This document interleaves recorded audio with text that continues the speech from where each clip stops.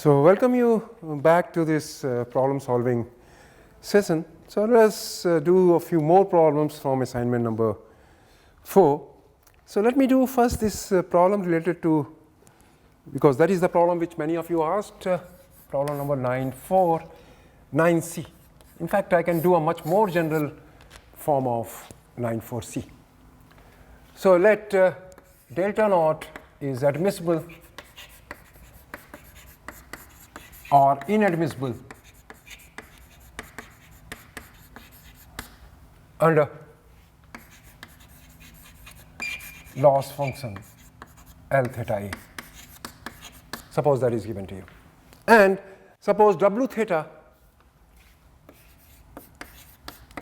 is any positive function for every theta. And now consider a new for loss function L star theta A, which is nothing but W theta times L theta A.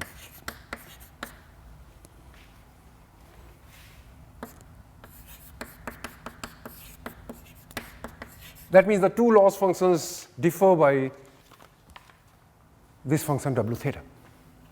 Now then, so this is given to you. Then delta naught is admissible or inadmissible, as the case may be, under L star theta A.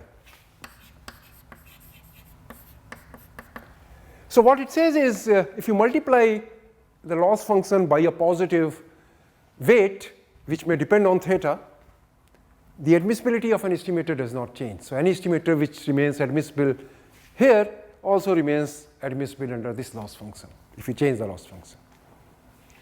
So the proof is very simple. So on contrary, suppose delta naught is inadmissible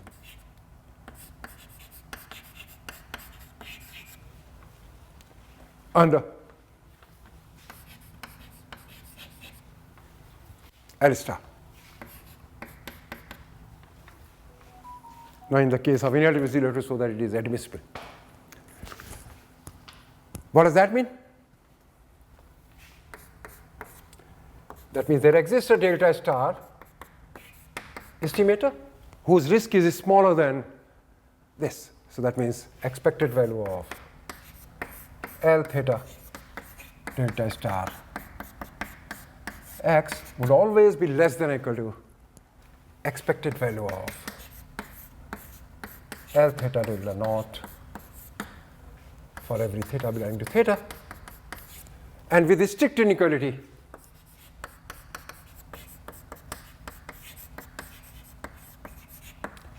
for some theta. What does that mean? That means expected value of 1 by W theta, L theta, sorry, this would be L star, right? Because it is admissible under L star.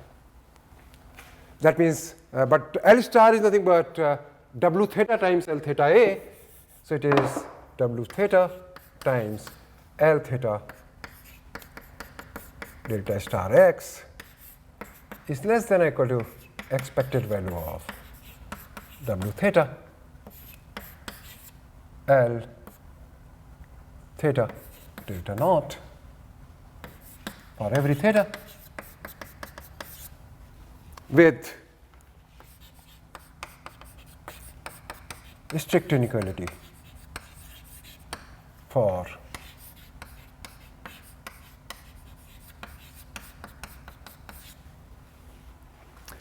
now note that this is expectation. So integrating variable is x. So W theta is constant. So W theta can come outside. W theta can come outside here also.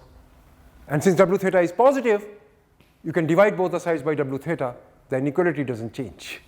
So this would imply that expected value of L theta delta star. Actually, there is no need to put x over here because x has, is less than or equal to L theta delta naught for every theta. And whenever there is a strict inequality, if you divide it by W theta positive quantity, strict inequality would remain. This is strict inequality.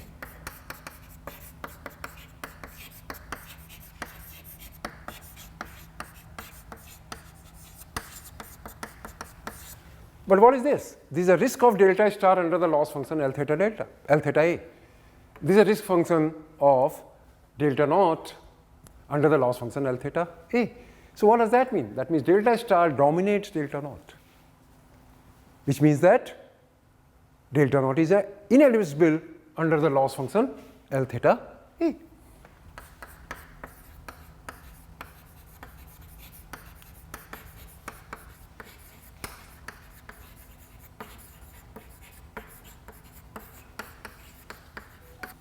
So which basically says that delta naught is inadmissible under the loss function L theta A, which is a contradiction.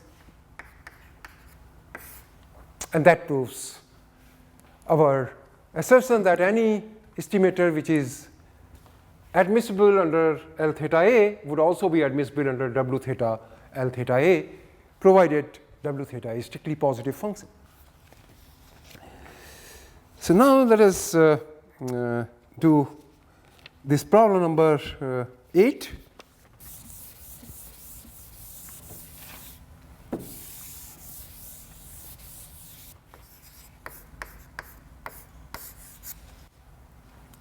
So what you are given is x1, x2, xn IID.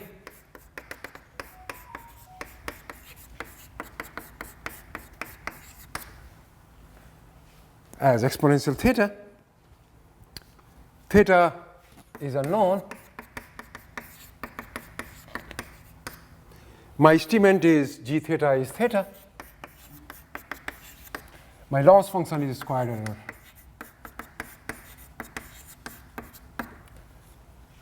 So suddenly A is 0 belonging to 0 to infinity, which is my xn space, because you are estimating theta, and theta is positive, and theta belongs to capital theta, which is again 0 to infinity. I consider my loss to be square and gamma alpha naught for 1 by theta. So 1 by theta has that prior, so that means theta prior would be nothing but, yeah, the prior for theta. Let me write it down, because 1 by theta has a prior. 1 by theta has a prior e to the power minus t.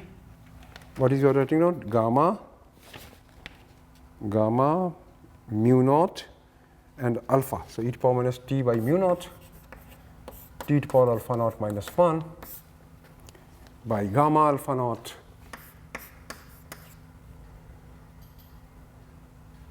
and mu naught to power alpha naught. So you have put now t as 1 by t. So the density would become e to the power minus 1 by theta mu naught dt, and then 1 by theta to power alpha naught plus 1, because 1 by theta power alpha naught minus 1 will come, and dt as 1 upon theta square would be a Jacobian term. Gamma alpha naught, so I can put here gamma alpha naught, theta to power alpha naught plus 1, and mu naught to power alpha naught. So let me put this in a nice form. Gamma alpha naught, mu naught to power alpha naught, and 1 by, theta to power alpha naught plus 1. So this is the prior for gs theta, because prior for 1 by theta was given to be this. So prior for theta would be, just I make the transformation t as 1 by t. So this is what the prior distribution is. So I need to, the question is, find the Bayes estimator.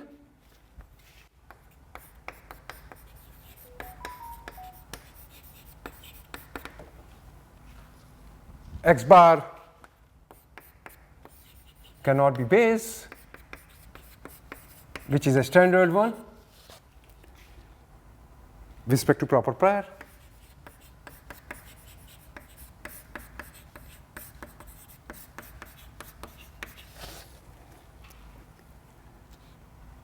And then you have to find estimators which are admissible among estimators of the type Ax bar plus B. Right? So let's try to do this one by one. So first, to find a Bayes estimator, because I am dealing with a square error loss function, so Bayes estimator is nothing but a posterior mean. So to find the posterior mean, I need to find out what is a posterior distribution. So Qs given x at the point theta given x is nothing but f theta x into density of prior, which is gs theta. F theta x is x1, x2, xn are IID exponential theta, which is nothing but product I is equal to 1 to n 1 by theta e to power minus xi by theta.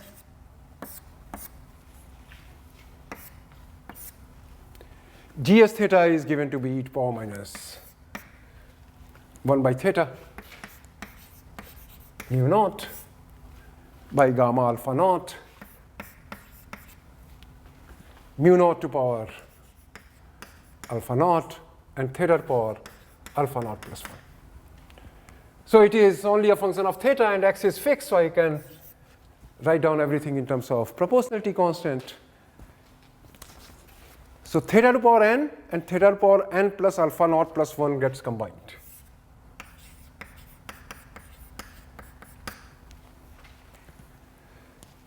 And then what do you get?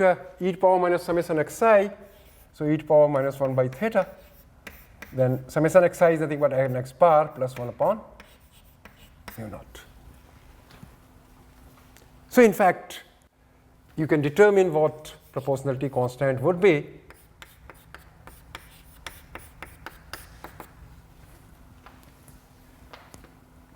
It would be nothing but nx bar plus 1 by mu naught to power n plus alpha naught by gamma of n plus alpha naught, then 1 by theta to power n plus alpha naught plus 1 e to power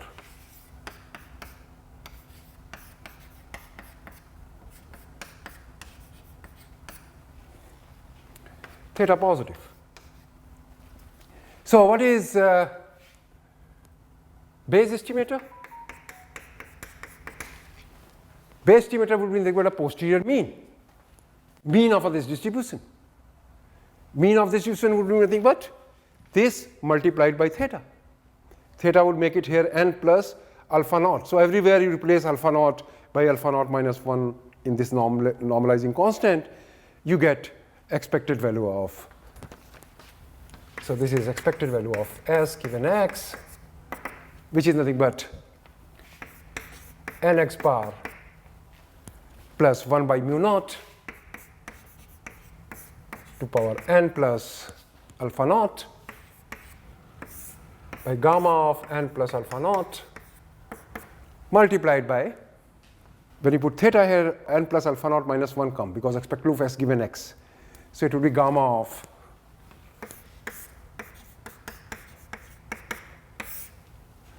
and then nx bar plus 1 by mu naught to power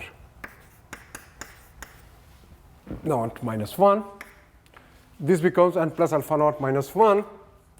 So it becomes nx bar plus 1 by mu naught divided by n plus alpha naught minus 1.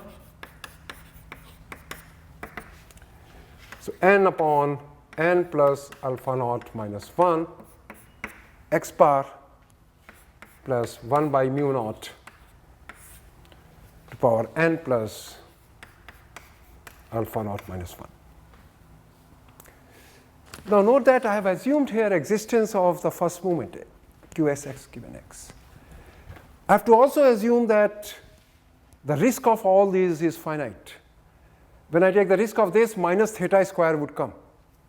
Theta square would come when I take the posterior risk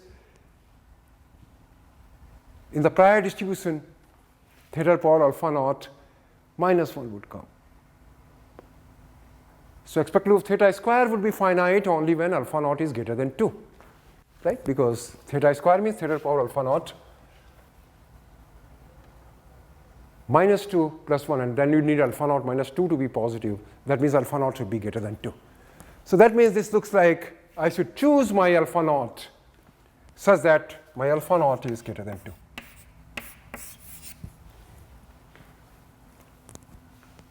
Mu naught can be anything. So alpha naught should be greater than 2 because otherwise the Bayes risk will not be finite. So finding Bayes estimator will not make any sense because your Bayes risk will be infinite. So alpha naught should be greater than 2 and tau naught should be greater than 0. Alpha naught, ideally it can be in this prior distribution, alpha naught can be anything greater than 0. But when I am calculating the Bayes risk of an estimator, expected value of delta minus theta square would come. So expected value of theta square would come. When I am talking about expected value of theta square, that means integral over e power minus this 1 upon theta power alpha naught minus 2 plus 1 should be positive. Should be finite, which is possible if alpha naught minus 2 is positive. That means alpha naught is greater than 2. So that is what I need. So this is what the Bayes estimator turns out to be. Now, to show that x bar cannot be Bayes, it is a square error loss function I am dealing with. So first I check whether x bar is unbiased or not. So expected value of x bar, x1, x2, xn are IID exponential theta, so their mean is theta, so expected value of x bar is theta. So what I need to consider? I need to consider their Bayes risk. R x bar theta, which is nothing but expected value of x bar minus theta whole square, which is nothing but because x bar is unbiased for theta, so expected value of x bar minus theta whole square is nothing but variance of x bar, and variance of x bar is same as sigma square by n, and sigma square by n, in this case variance of x bar is nothing but 2 theta square, so theta square by n. So I can consider now its Bayes risk. So R x bar pi is nothing but 1 upon n expected value of s square.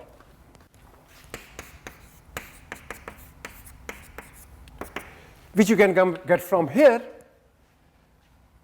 for which of course you would need alpha naught to be greater than 0 because you will get 1 upon theta to the power alpha naught minus 2. So it is same as 1 upon gamma alpha naught mu naught to power alpha naught gamma alpha naught minus 2 mu naught to power alpha naught minus 2. And what is that? Oh, sorry, you have to prove that not with respect to this prior, you have to show that it cannot be a Bayes vector to any proper prior. Yeah, I don't need that. So it's risk with respect to any proper R x bar theta is this. So what do you get? So R x bar pi, so the Bayes risk of x bar would be nothing but 1 upon n expected value of s square,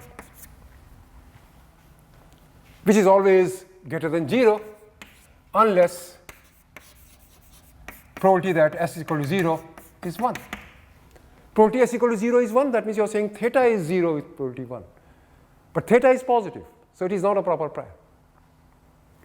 So that means the Bayes risk of an unbiased estimator is positive. So that means x bar cannot be Bayes.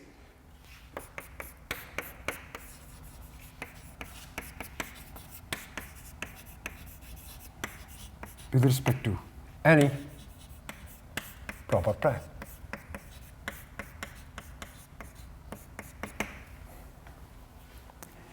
Now I can look at admissibility of the any estimator of the type Ax bar plus b. I know that this is a Bayes estimator. So for alpha naught greater than 2 and tau naught greater than 0, I know that delta pi x, which is nothing but n upon n plus alpha naught minus 1 x bar plus 1 upon mu naught divided by n plus alpha naught minus 1 is base.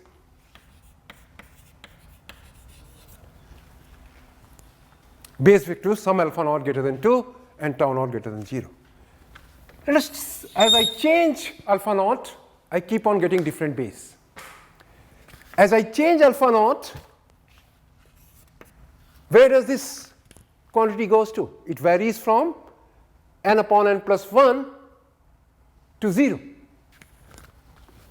So that means this varies from 0 to n upon n plus 1. As I keep varying alpha naught, I get a different base estimator. And if I keep varying alpha naught, this quantity can go from 0 to n upon n plus 1. So that means as long as this is 0 to n upon n plus 1 and it is a continuous function, there would be some alpha naught for which it would be base. Similarly, mu naught I can choose because mu naught is a parameter in the prior distribution, and mu naught can be anything greater than 0. So that means this quantity can also be anything from 0 to infinity.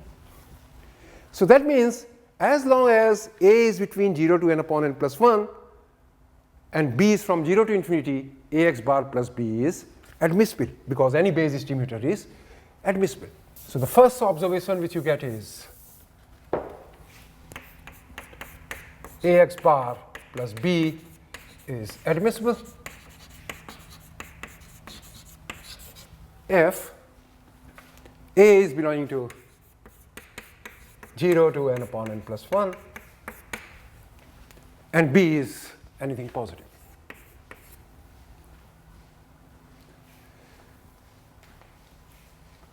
Now let us consider the situation where b is less than 0, right? So case 2, b is less than 0. Now note that b is less than 0, then technically speaking ax bar plus b can take negative values with positive probability. So whenever it takes negative value, I replace it by 0. So what I do is define delta 1 star, and same is the case with when a is less than 0.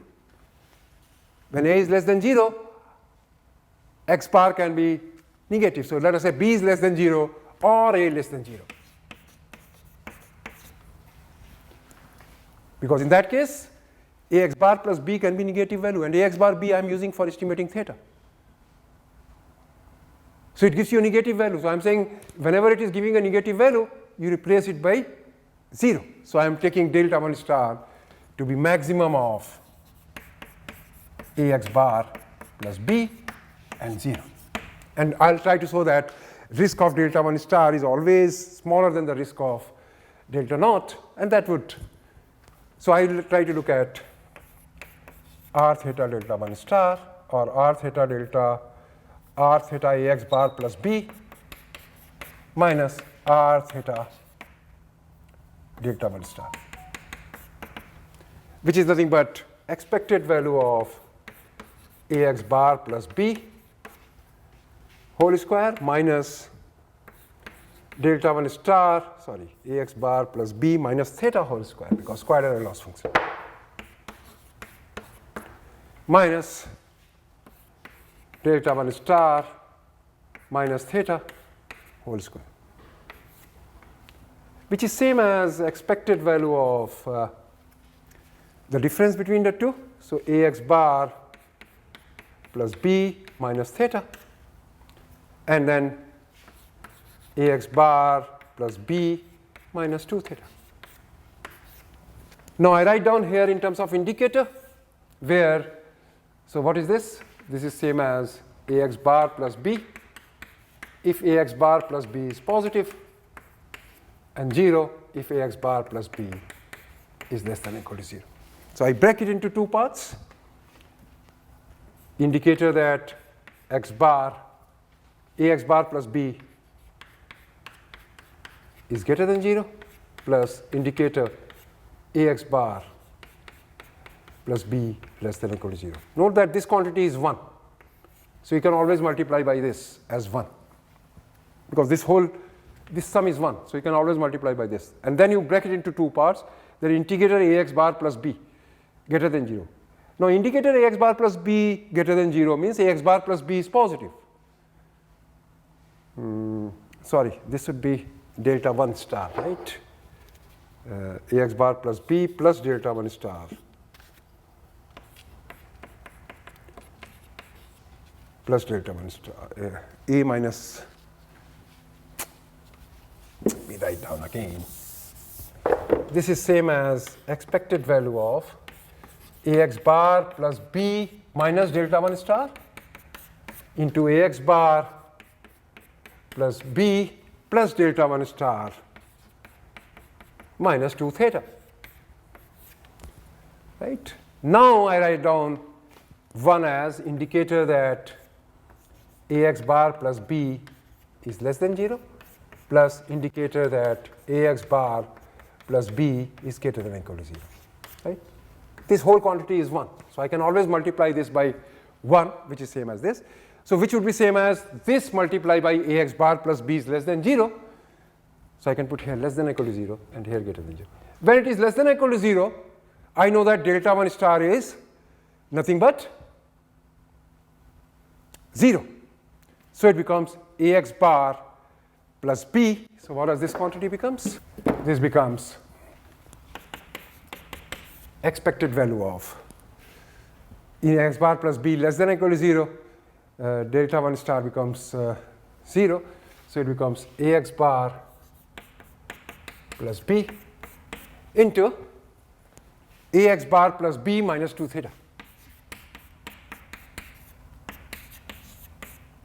Indicator that ax bar plus b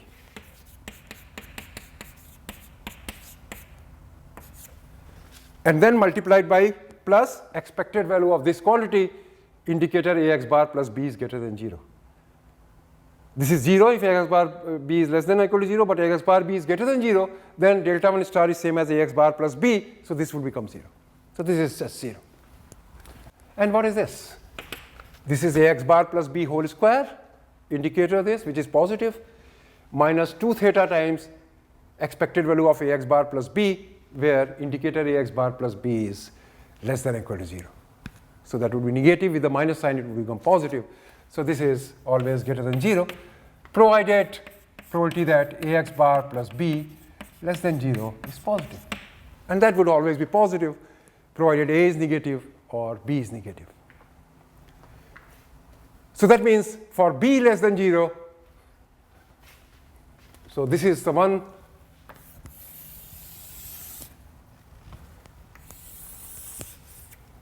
thing which you got. Then you also got that for a less than 0 or b less than 0, ax bar plus b is inadmissible.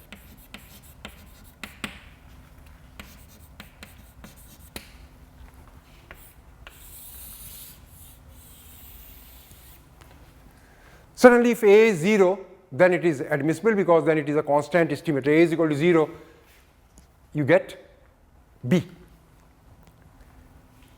only, and b a constant estimator is always admissible. So for a less than or equal to 0, for a is equal to 0, ax bar plus b is admissible. So let us look at what are the cases. A 0 is always taken care of. A less than 0 is always taken care of. Right? A is taken care of. A less than 0 is taken care of. Now let us look at a greater than 0. When a is greater than 0, 0 to n upon n plus 1 and b positive is taken care of. B negative is anyway inadmissible, so that whatever a may be, that is always negative. So B less than 0 is also taken care of. So there are only just few cases left. One is A greater than or equal to n upon n plus 1. Right? Other case is A is equal to n upon n plus 1 and B is equal to 0. So A is equal to n upon n plus 1.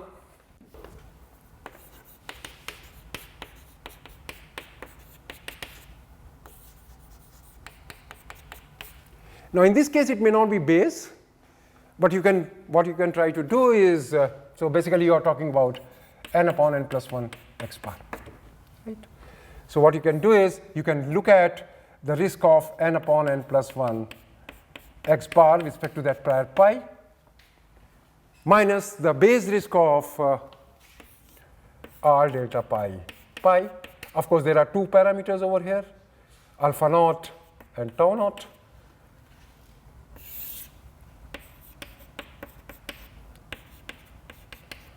And pi of alpha naught, tau naught of any open interval B. Now try to show that this goes to 0 by appropriately choosing alpha naught and tau naught. And that would prove that n upon n plus 1 x bar is admissible. For any A greater than n upon n plus 1, then anyway for B less than 0 it is inadmissible. Try to show that the risk difference between n upon n plus 1 dominates Ax bar plus B. Right?